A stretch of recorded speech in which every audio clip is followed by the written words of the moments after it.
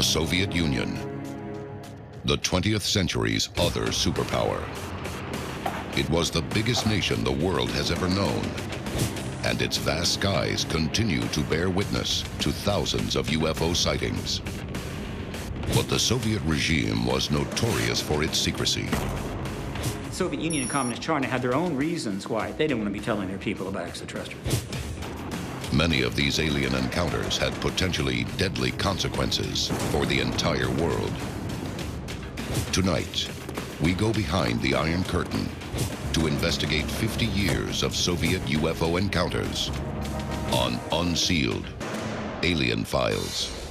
A global effort has begun. Secret files hidden from the public for decades, detailing every UFO account, are now available to the public.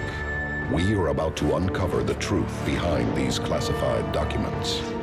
Find out what the government doesn't want you to know. Unsealed, Alien Files, exposing the biggest secrets on planet Earth. Danyagorsk, January 29th, 1986.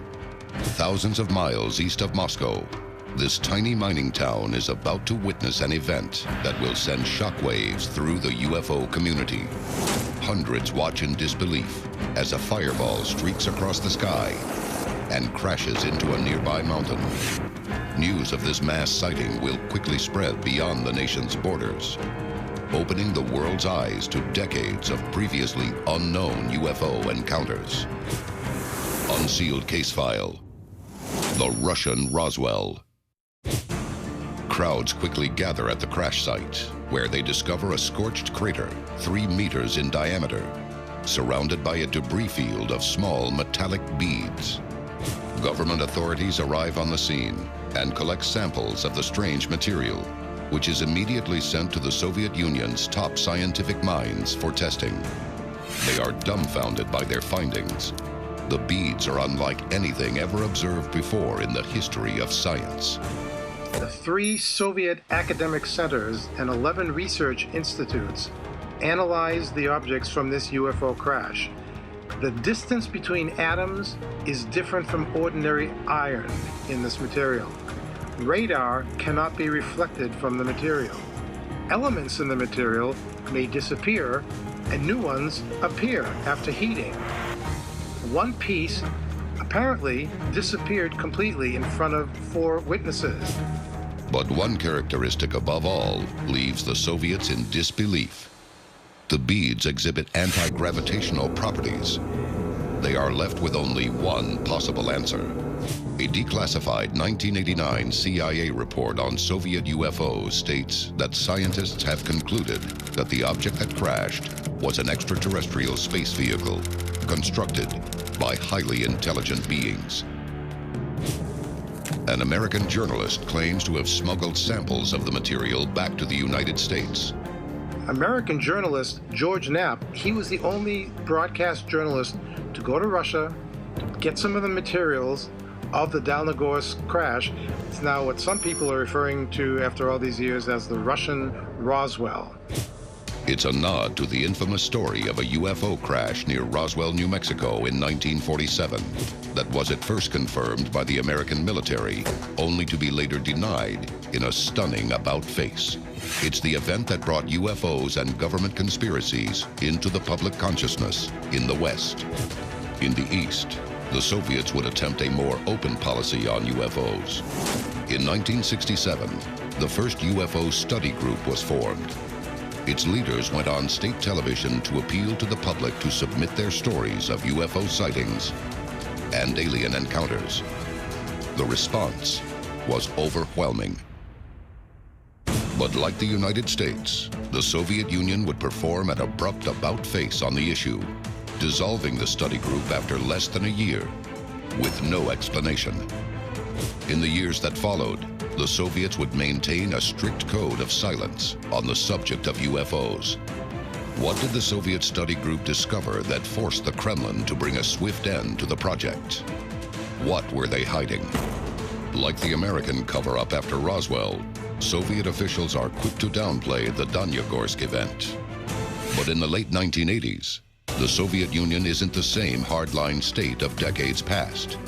new Communist Party Secretary Mikhail Gorbachev has ushered in an era of glasnost, or openness. People are no longer as afraid to speak out on taboo subjects like UFOs. In the wake of the Danyagorsk incident, word of decades of Soviet UFO reports begins to spread, and many of these had deadly consequences. The Soviet Union paid witness to thousands of UFO sightings during its existence, but virtually all of these reports have been destroyed or lost to history. One of the few that did survive continues to haunt the region today. Unsealed case file. The Dyatlov Pass incident. The Ural Mountains, 1959.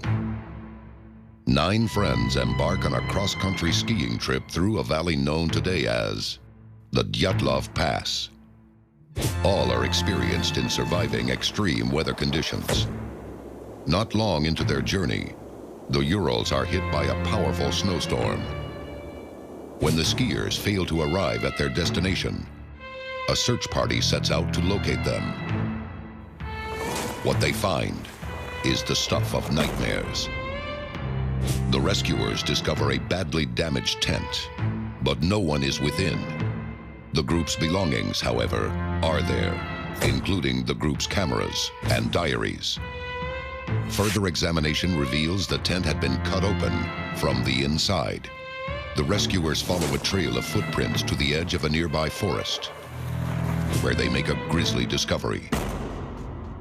5 bodies clad in only their underwear, frozen in the snow. Evidence suggests they were trying to return to the tent. Forensic examination suggests that all expired from hypothermia. It seems the party embarked on a bizarre misadventure, disoriented by the intense cold. That is, until the remaining 4 bodies are discovered months later. Their causes of death will cast a sinister new light on the case. 2 of the newly discovered bodies have major skull fractures, and the others, chest fractures. 1 female has had her tongue cut out. The final report on the Dyatlov Pass incident is sent to a secret archive, where it will remain until the 1990s. When the file is finally released, crucial documents are missing. Those that survive state that the fatal injuries could not have been caused by another human being, and that high doses of radioactive contamination were present in some articles of clothing. What compelled 9 skiers to burst from their tent and run naked into a raging snowstorm? What caused the radioactivity in their clothing? And what inflicted the gruesome injuries, including the severed tongue? Many theories are considered, from madness brought on by the onset of hypothermia to an attack by the indigenous Mansi people. During the investigation, another group of skiers comes forward claiming to have seen strange glowing spheres in the sky during the time of the incident. Nonetheless, Soviet authorities dismiss the incident as death by misadventure, citing the absence of any guilty party. But many UFO experts now point to a glaring government cover-up of a deadly alien abduction. From that point forward, the truth embargo starts to develop. The Soviet Union had their own reasons why they didn't want to be telling their people about extraterrestrials. Why would the Soviets censor the Dyatlov Pass report? Why did the government not warn the nation of a potentially deadly UFO threat? What did the Kremlin have to hide? The Dyatlov Pass incident occurs at a moment when secrecy might decide the fate of the world. In the late 1940s, the Cold War begins between the Soviet Union and its rival superpower, the United States. The 2 nations begin a dangerous nuclear arms race. In the early 1950s, American B-52 bomber squadrons, armed with atomic weapons, begin flying continuous sorties toward the Soviet homeland, only to be called back at the last second. To counter this threat, the Soviets expand their network of radar stations to detect any incursion into its massive airspace. But it isn't long before these stations begin picking up more than just American bombers. UFOs begin appearing with increasing regularity near the nation's military installations. It's an alarming trend that will reach a peak at the end of the decade. Unsealed case file. The Sverdlovsk incident. Sverdlovsk, Ukraine, June 1959. Soviet radar detects a UFO approaching a nearby nuclear test facility. Military personnel make visual contact with a saucer-shaped UFO that begins hovering over the base. A fighter jet scrambles to meet the mysterious threat. But as it approaches, the saucer takes evasive action, zigzagging out of harm's way with lightning speed, and then returning to loom overhead. The standoff continues for 24 tense hours before the UFO flies off without warning or explanation. The Sverdlovsk incident underscores the danger posed by UFOs at a critical time in history. Rival superpowers are making their first steps into a vast new realm. But behind the scenes, the endeavor will leave both faced with a troubling new question. Is someone already out there? Like the United States, the Soviet Union suppressed decades of UFO reports. Many of these files contained deadly secrets. But according to some experts, in the 1960s, the world's two most prominent men made an unprecedented attempt to lift the veil of secrecy surrounding UFOs. In the end, it may have been their undoing. We choose to go to the moon.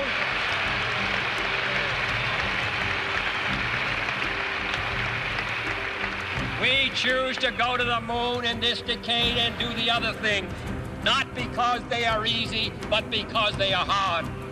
Because that goal will serve to organize and measure the best of our energies and skills. 1961. President John F. Kennedy announces America's intention to land a man on the moon. Politically, it is an attempt to keep pace with the Soviet Union in the space race. But many experts believe that behind the scenes, the moon mission was about much more than national pride. The real reason why President Kennedy wanted to get men to the moon was that he was aware that this was a way in which the national security apparatus in the United States could share information about UFOs. From the early 1950s, national security people in the United States were aware that there were alien bases on the moon.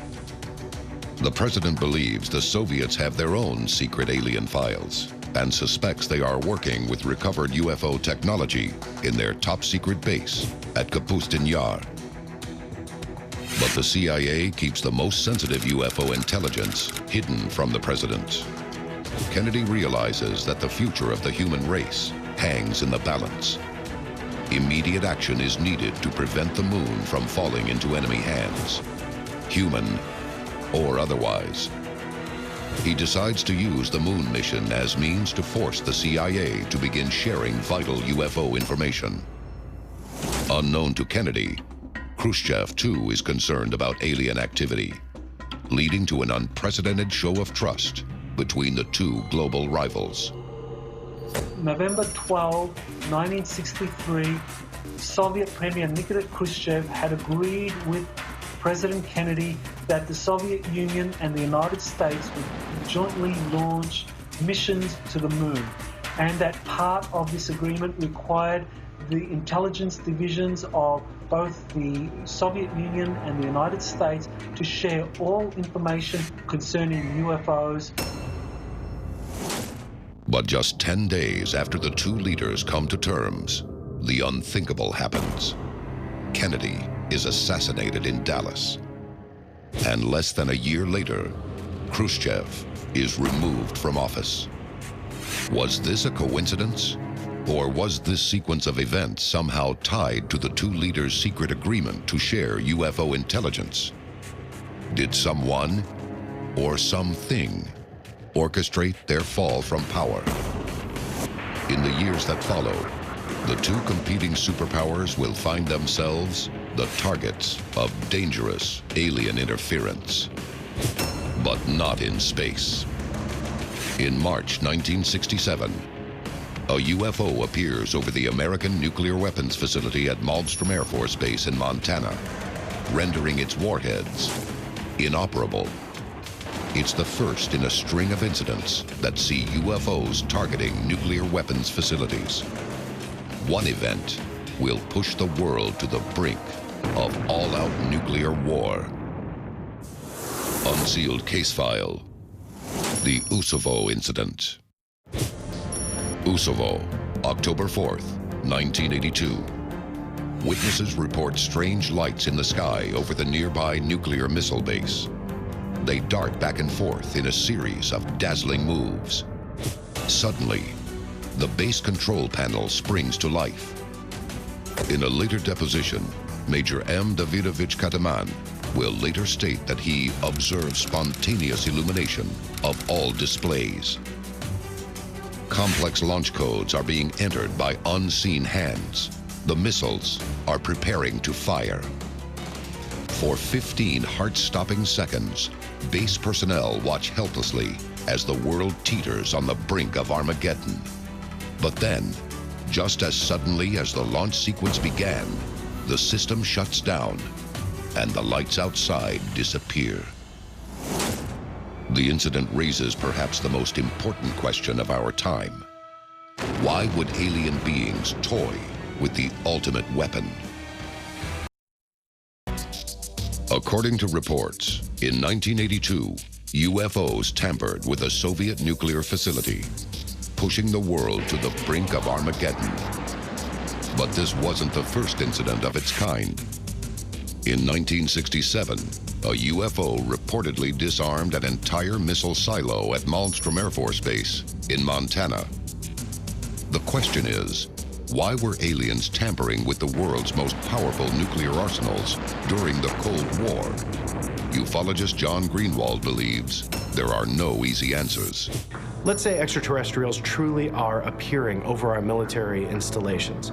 We have to ask ourselves why. Is there a message to that?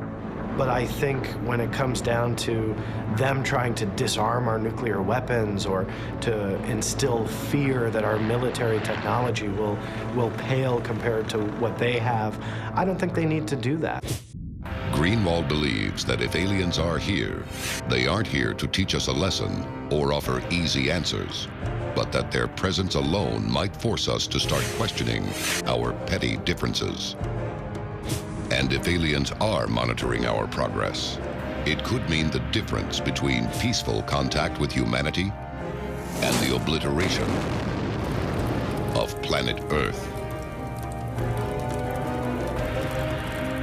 This is Unsealed, Alien Files, exposing the biggest secret on planet Earth.